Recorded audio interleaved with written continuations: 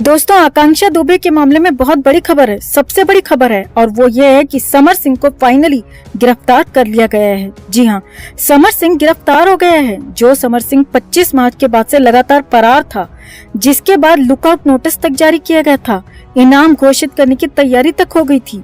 Finally उसी समर सिंह को गाजियाबाद की एक सोसाइटी से बेहद बुरी हालत में पकड़ा गया है। खबर तो यहाँ तक है कि पुलिस से बचने के लिए बेड के नीचे समर सिंह छिपा हुआ था, वहां से खींच कर निकाला गया। तो कैसे और किस हालत में मिला समर सिंह, कैसे पकड़ा गया सबसे बड़ा पापी, और किस गलती से, एक गलती से फंस गया, सब कुछ आपको दिखाते हैं, बताते हैं। आप भी वीडियो को शेयर कर ज्यादा से ज्यादा लोगों तक पहुंचाएं और कमेंट में समर सिंह की गिरफ्तारी पर अपनी राय जरूर दें। चैनल के साथ जुड़कर चैनल को सब्सक्राइब कर हमारी आवाज बने। तो आकांक्षा दुबे के मामले में फरार चल रहा समर सिंह गिरफ्तार हो गया है, पकड़ा गया है।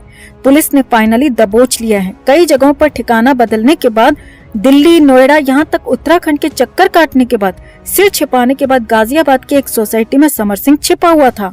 पुलिस ने सोसाइटी के अंदर छापा मारा और बेहद बुरी कंडीशन में समर सिंह को गिरफ्तार कर लिया।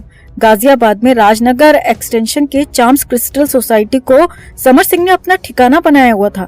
बताया जा रहा है कि यहाँ पर सोसाइटी का ये फ्लैट समर सिंह के ही किसी करीबी का था और समर सिंह पिछले करीब हफ्ते भर से इसी फ्लैट में छुपा हुआ था।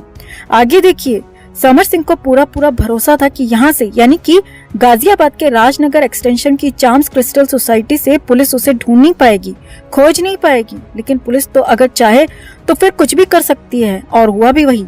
वाराणसी पुलिस की क्राइम ब्रांच शुक्रवार 7 अप्रैल की सुबह सोसाइटी पहुंची और वहां जाकर सीधे समर सिंह के उसी फ्लैट में पहुंची।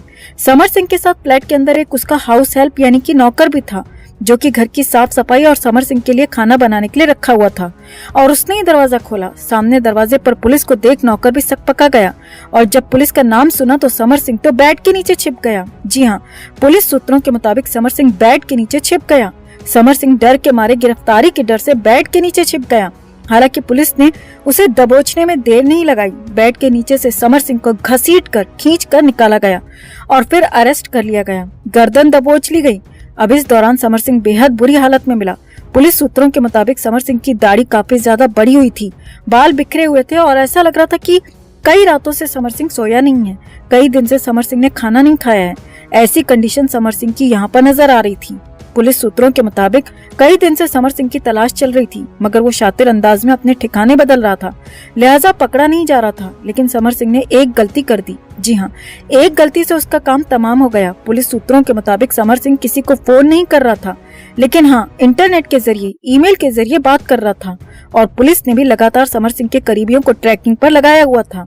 और खबर है कि 5 अप्रैल को समर सिंह ने इंटरनेट के जरिए गोरखपुर स्थित अपने एक करीबी से बात की थी और गाजियाबाद छोड़ने के बारे में भी बताया था, क्योंकि समर सिंह लगातार प्लान बदल रहा था, लगातार ठिकाने बदल रहा था, एक ठिकाने पर बहुत ज्यादा दिन तक नहीं रह रहा था। और ये बात ट्रैकिंग के जरिए वाराणसी पुलिस तक भी पहुंच गई।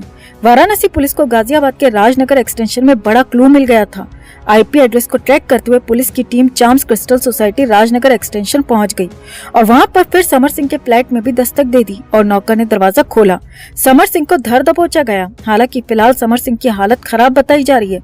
उसका मेडिकल भी होगा, फिर उसको वाराणसी भी ले जाया जाएगा और वहीं पर उसका बाकी का हिसाब होगा, बाकी का एक्शन होगा। लेकिन हाँ, आकांक्षा दुबे के मामले में आकांक्षा के इंसाफ के लिए सबसे बड़ी ये कार्रवाई फिलहाल हो चुकी है, सबसे बड़ा एक्शन फिलहाल हो गया है।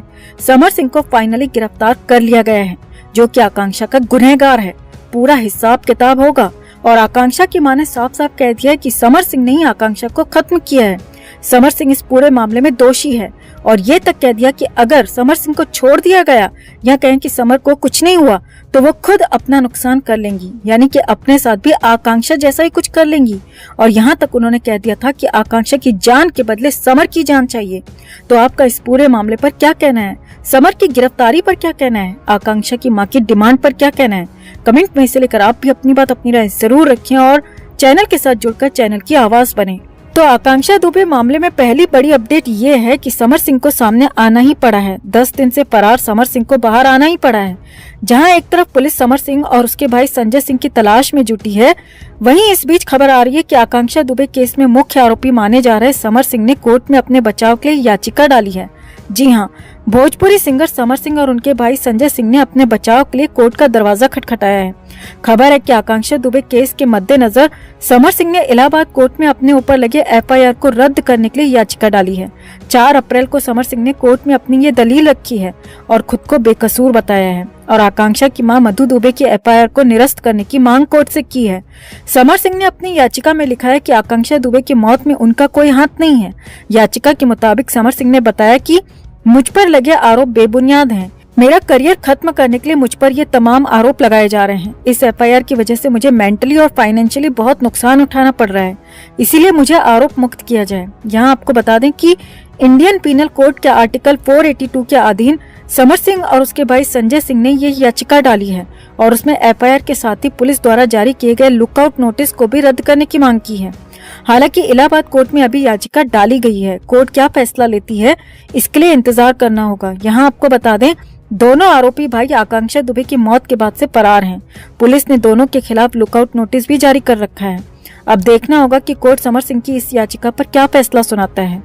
वहीं अब इधर दूसरी बड़ी अपडेट की बात करें तो वो आ रही है उस पार्टी को लेकर जहां आकांक्षा आखिरी बार गई थी।